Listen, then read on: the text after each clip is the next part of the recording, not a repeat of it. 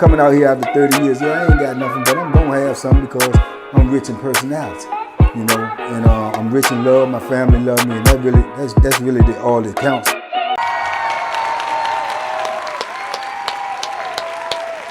Hey man, shout out to everybody out there on Team Banky Pound, man. I appreciate boom. I appreciate the support. Let's go, let's get it, man. 33 years, man. 33 years to get back out here, man. Let's make it happen, man. Let's save some of these youngins, man. Supporting is important, man. Check your subscription. Make sure you are subscribed. I know you say I subscribe. They unsubscribe you without your knowledge.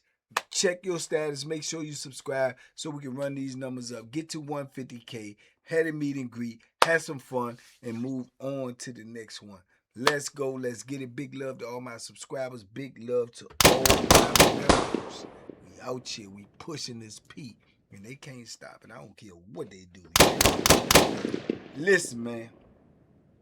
A lot of y'all be wanting to know about these escape joints or attempted escapes and this, that, and the third. So I'm going to tell you about the great escapes that I've witnessed, seen, or was a part of since I was locked up. Y'all don't even actually know I actually got charged with attempted escape in my bit. It was in the beginning of my bit before I actually went to prison. Actually was sent to a psych ward to be evaluated, and I supposedly tried to escape from there. I ain't nothing that I can't talk about because I got charged with it and convicted. But yeah, man, it was a crazy, crazy scene. I ain't even gonna get into all of that as I'm thinking about it right now. But I'll tell y'all maybe in the membership or something. But other things I've seen, man, the great escapes, man, I seen. I told y'all I was on Mecklenburg when the dudes, they just hit the fence. They just hit the fence one day just out of the blue. We was on this small yard on the basketball court, and they had the thing organized, but like I said, to try to escape from prison, man, it's going to take a lot, man, as far as what I've seen, but they had an old dude fall out on the yard, on the main yard, and all the COs ran out there because he was passed out or out, and he's supposed to be an elderly dude. So while all the COs was over there, the two white boys hit the fence. And you know what I'm saying? They just hit man, we out there playing ball, lifting weights, and they hit the fence and started climbing over the fence. You had to get over the basketball court fence, which was surrounded by barbed wire, then run about 50 or 100 yards, get to the main fence and go over that fence. That was their plan. Man, once the people in the tower realized what they was doing and hit the code, man, they left the dude on the yard that was, supposedly been deathly ill. They just left him laying on the ground, and all of them just charged to get these jokers off the fence, which they eventually did. But that's a lesson in that itself to let you know your life don't mean nothing, because instead of letting somebody get away, instead of letting somebody live or die, they would prefer to stop somebody from getting away from prison. Message. It was crazy though. They pulled him off the fence. They had a lady on the outside of the fence. The one dude that made it to the last zone, they caught the other dude because he had failed the first time trying to get over the basketball court fence. So they caught him, and then they was trying to get the other dude, but he was up on top of the fence, like stuck in the barbed wire trying to go over. The lady had pulled around in the truck, and it broke the shotgun out, but you could see she was scared. I don't want to shoot you. You better get out. Get out. They was like, shoot him. You know what I'm saying? And he wouldn't get out. He was still trying to go over, but he couldn't get over. He was cutting himself, started bleeding. They eventually pulled him off the fence, put hands and feet on him, hog tied him, and dragged him and the other dude back to the joint. And then they came and got us to send us all back to our building, right? But I was like, man, what the? Dudes was they was trying to go. You know what I'm saying? I was on the joint. Where was I at then? I think it might have been Augusta, like the second trip when I wasn't there for long. Some dude had found a way to get up out of that joint and was trying to go over the fence at night. and got caught up in the barbed wire, man, and was laid up there, and he was hollering. They didn't even notice him. He was hollering so much and screaming that that's how they noticed him and came out there when and got him off the fence. He got stuck up in the barbed wire. He was ready to bleed out. They said he almost bled to death because the barbed wire cut him up so bad. You know what I'm saying? Got him up off of there, got him a case. I can remember being on Powhatan and we got locked down for a minute. We was locked down for a minute, man, because they was missing a dude doing the count. When they do the count, everybody got to be accounted for. If that count ain't accounted for, ain't nothing moving. I don't care if it's 2 hours, 8 hours, 20 hours, all day, 2 days. They not gonna, nothing gonna move. You locked in. You lucky if you gonna get fed. The COs cannot go home. Whatever ship is on the ship, they got to stay on the ship. They cannot go home. You understand me? Next ship can come in. They can't leave. They got to find that person. And they ended up finding the dude. He was somewhere in the basement in a chase closet. You know what I'm saying? I don't know. Maybe he tried to get away and then he couldn't and then he hid in there. It was dumb. It took them almost a half a day to find this joker. And he was in a chase closet, curled up, balled up, and they found him, right? And then, gave him the appropriate charges and, you know what I'm saying, let us off a lock maybe a day or two later. But man, you be having some dudes they be coming up with some plans, man, to try to get up out of that joint, man. But I haven't really seen anybody successful. I know I got my homeboy, which I keep telling y'all. I'm gonna let him come on and tell you his own story. He was successful one time, got away, was gone for a minute, and then they caught him and brought him back. You know what I'm saying? And the crazy thing is, he got out of prison before I did. Out here right now, successful, rich, doing his thing, married, kid, you know what I'm saying? Everything, man. So I'm gonna get him on here first chance I get, man, when he get time, because like I say, he's successful, he's doing his thing, man. But shout out Big Fred. He's like my big bro. And the greatest one that I've heard of was Jesse Pritchett. And this was legendary, man. He's supposed to been in the wall. And, at the time, he a white boy. He got a big old beard, long hair, you know what I'm saying? Before they came up with all the haircutting stuff that you had to cut your hair, right? So in the wall, man, the visits was different, man. The wall is built like an old castle. It's tore down now, but you could go on YouTube and pull up, pictures and aerial shots of the wall. So the way they did them visits, man, them people came in that visiting room and they just got like one of them stamps you get on your hand like you get when you go in the club and you can't see it, but you put it under the fluorescent light and it'll shine. So they was coming in the visiting room getting the stamps and to go in, right? This is the late 80s, you know what I'm saying? So, they wasn't as advanced as they are now. So they was getting the stamps. So dudes would come in the visiting room or women would come in the visiting room. As soon as they come in, they'll press their hand up against their, the person they visit hand. Now they got the stamp. If you actually put it on the light, you gonna see it. So they really won't like checking the names or faces or whatever. They looking at the stamp and people going in and out. Crazy, right? So back then, the legend has it that Jesse Pritchett goes over to the visiting room and he, got the long hair, got the big beard. His girl comes in allegedly and smuggles in razor. I guess she put it in her hot spot. Smuggled in razor, you know what I'm saying, little makeup and all this and all of that. And then, she got on the little flip-flops, sandals and, sundress or whatever. Allegedly, she had on two sundresses, an extra pair of slippers somewhere tucked down in her back or wherever she had it at. And she come in to visit Jesse. And in the visiting room, the bathroom in the wall was right inside the visiting room. So you could go in there. But that was for the visitors. The inmates had to go in the back to use the bathroom. But if if you had a little money, you could sneak in the bathroom or you could pull the CO's attention and you could, like go up there to the waterfront like you getting some water and you could slide in the bathroom. That's how they was in there doing, what I'm saying, getting their thing on. Dudes was doing that. Sometimes you had to pay the CO. Sometimes people ain't had the money to pay them. They'll try to sneak in there. If they get caught, they get caught.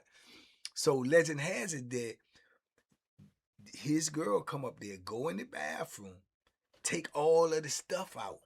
You know, the flip flops, the extra dress, the razor, the makeup, and 20, 30 minutes prior to visits being over, Jesse slides in there when somebody gets their CO attention. Jesse slides in there, shaves the beard, leave his hair long, put it in a woman's form, put makeup on, put the dress on, put the slippers on, dash his clothes over in the corner, come out, got this fake stamp on his hand, walk straight out the visiting room. Gone. He gone hours and hours and hours before they know he gone. You understand? And he get gone, you know, far as I know, for a minute, couple of years before they find him and bring him back into prison. You know what I'm saying? But the legend is he walked out of the visit room as a female with the stamp on his hand, and that's how he got away, right? Now, y'all say, well, who is Jesse? Back up to the videos I made. I told y'all on Mecklenburg, the white boy that was running the poker games, Jesse, and he got into it with the dude Tink, and Tink ended up, you know, putting that thing in him and almost killing him, and they had to medevac him out there, and he's supposed to be turned into a vegetable from that incident. When me and Stacey Perry sitting there watching this thing live, saying, "Oh man, he got to be dead," because he was laying on the concrete and he getting hit, you know, repeatedly with a long ice pick, and you could hear the ice pick hitting the concrete behind him, so it was literally going all the way through him. You know, that's Jesse. That's the same guy. This same guy. And he knew martial arts. You know, as I told y'all in the story, if Tink don't get no help, if Bo them don't help him or nothing, he probably would have killed Tink.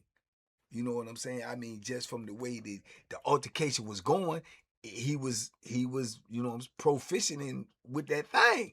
You know, so that's the same guy. This same guy, man. So that's crazy. And I didn't even know that. I had heard about the dude that had walked out of the wall, you know, years ago, but being on Mecklenburg, I had not made the connection until somebody was actually saying, "Yeah, man, you know, that's the same Jesse who had left and got off the wall." And I was like, "What?" And I didn't know that, but that's what the legend says, right? Also I can remember being on where was I at then? I think I was on Augusta. I was on Augusta, and this early in my bit. And I remember these two white boys, they must have been plotting to escape. Now you talking about some escape from Alcatraz type stuff. These dudes was working on that type of level. But as always, it's gonna take a Bama, a vicious Bama, a scary, tap dancing, bojangling, you know what I'm saying, a boot licking joker to try to, you know, tell on them and think they're gonna get something. You don't get nothing from telling. You in the same boat that everybody else in, you locked up. Same dog bit you, bit me. You know what I'm saying? So we in the same boat, but they'll always be trying to help the police as if they're gonna get something from it. I just don't get it. But anyway, so these dudes must have been plotting to go. They must have had one of them loose lip sync ships and said something to somebody, and it got in the wrong ear. Either that person got in the wrong ear with another person or whatever, but either way it got back to the administration. So I can remember when they locked down all of a sudden immediately. If they heard anything, I can tell you this right now. If they heard anything about the word escape, they're gonna descend upon the institution, man, like, you know, like it's an invasion from another country, man. Everything locked down immediately, immediately. And they coming to wherever they supposed to go or whatever information they got. So they run down on these two dudes and they go up in there. I mean, I'm talking about they come like super deep, man, 30, 40 COs. You know what I'm saying?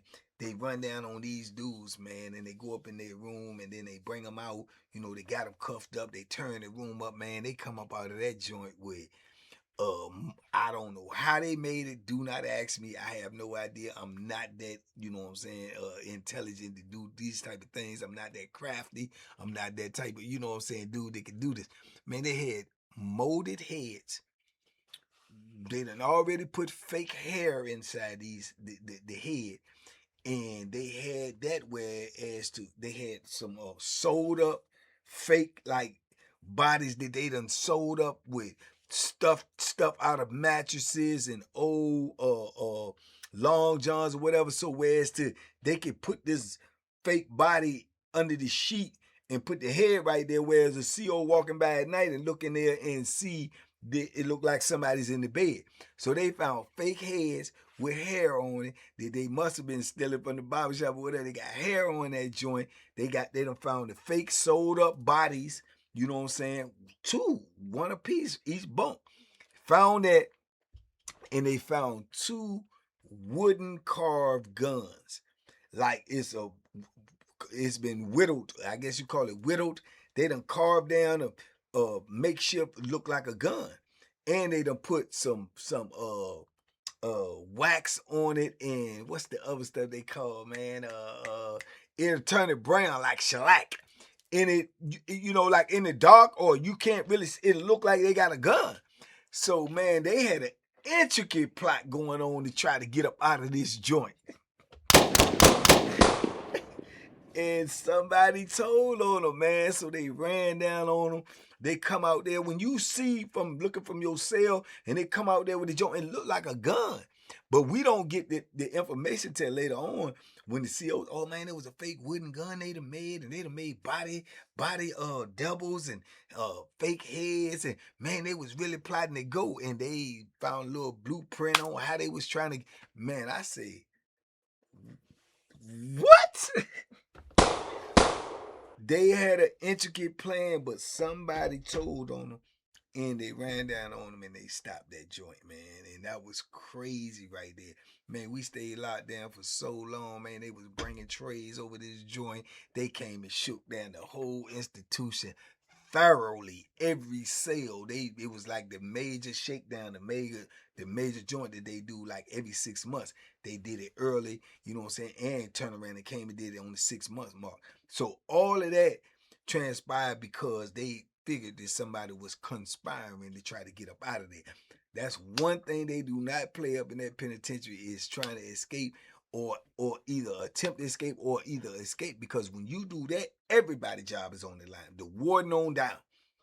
And they not going for that, you know what I'm saying? So like I say, dudes play them dirty games too. If they feel like they want to get rid of you, the first thing they could do, if they really, thinking on that level, they could drop a note and say, oh, yo, such trying to escape. And they coming, bro. They gonna lock the compound down. They coming straight to your cell.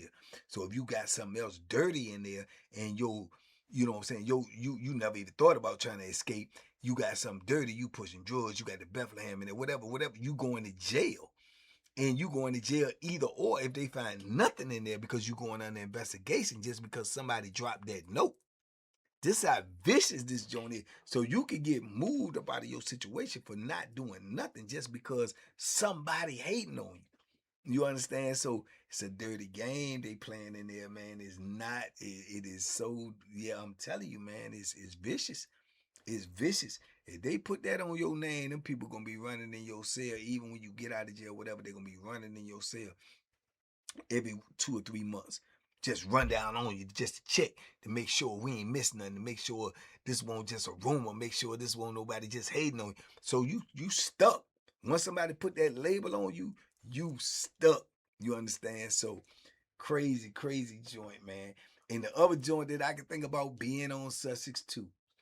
And the two dudes was supposed to been going to a vocational class, and at the time they really weren't having a lot of movement, you know what I'm saying, because they had equipment on the yard. They had people on the yard working from the outside. So on the infrastructure of this joint, they had one of these big old trucks, man. It was in there. They could, raise that joint up to get up to the power lines and stuff like that. They had one of them trucks on the inside, the infrastructure of the prison. So as to when you come out your building and you walking in the boulevard, and on Sussex 2, the boulevard curves like that in a circle. So if you going this way or you going this way, depending on what building you coming out of, you going to the administration building, or like where the visit room or property or anything like that, the kitchen, you got to come around, because the buildings is in the back, the administration part is up here. So they had the truck on the inside of that, like right there where the boulevard was. So it was just crazy that they'll let somebody even out there. Usually they'll have a police escort. But they had let these dudes go out there to go somewhere, wherever it was they was going, and they see the truck, and the truck is on, I believe, but it's unattended. Man, they just must have had a split decision, man. They made a split decision, try to jump in it and take off. I guess they was gonna just try to bulldoze through the French. The truck was big enough. You know what I'm saying? I don't know how they think they won't get shot from that top, but I guess they didn't think that far. They trying to get out the penitentiary. Man, they jumped in the truck and tried to take off. But obviously, these type of trucks, you got to do some type of gear shift. You got this some type of what do you call it? The park. You got to release the park. If you don't know these things, you ain't gonna be able to move the truck. So they up in the truck, just idling the truck,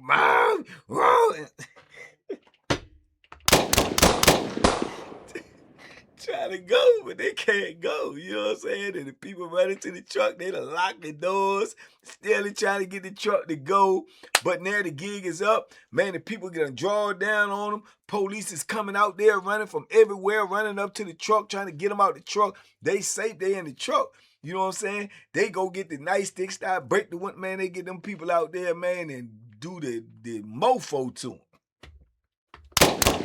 I'm talking about beat them down, drag them on the seg, take them to seg. They got the answer to all that, because these people that came in to work in the prison, they, you know what I'm saying, they don't work for the prison, so that's a potential lawsuit right there, you know what I'm saying? And where one of the dudes that work in the truck was trying to run to the truck and seen them, and he threatened them, get on back, you know, punched them or something, get on. And so it was a big old, you know, crazy situation. Don't you know, this happened on Mecklenburg it had to be within the early 2000s. So at 2009, when I get to Wallace Ridge, the dude is up there. You know what I'm saying? One of the dudes, he up there from that situation, right? When I go in 2019, I make parole in 2020. In 2019, he on that joint, and he a facility. He's still locked up. He just coming from the mountains. He came from the mountains, to my understanding, like 2017, 2018. All the way from 2002 or 2004, up there in the mountains for that incident. Still trying to make parole. Just talked to somebody recently, probably a couple of months ago, and he on the compound with them. Still there for that incident. You know what I'm saying? And it was crazy. I can remember seeing him up there at Wallace Ridge. He working out hard. I mean, he a tall, slim dude. I ain't call his name, but he a tall, slim dude. Working out hard as I don't know what. I'm talking about like you run laps. He was running laps. Then he'll stop, and he'll be jumping on one leg a whole lap. On one leg. Then he'll switch legs and do the other leg. So I was like, in my mind, me knowing his history, I'm like, this Bama training to leave again. Either he plan on going to the Olympics, or he trying to make another escape attempt. So it was crazy, man. But like I say, the great escapes, man, them plans don't never work, man, as far as I can see. You know what I'm saying? You know, one of the easiest places in the world to get into is prison. And it's the hardest to get out of, man. So stay free, young people, man. Y'all talk to me in the comments, man. I talk back. Big love. TBP Nation, stand up, man. We out here, man. We pushing this beat, man. You know what I'm saying? Real deal, Holyfield. Real stories, you dig? Let's go. Let's get it. We out.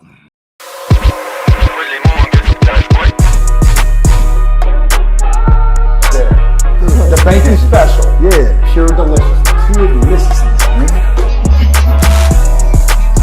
My name is Banky, man. Everybody calls me Banky. That's the name that I got from my grandmother when I was young. I'm coming out here after 30 years. Yeah, I ain't got nothing, but I'm gonna have something because I'm rich in personality, you know, and I'm rich in love. My family love me, and that's really all that counts.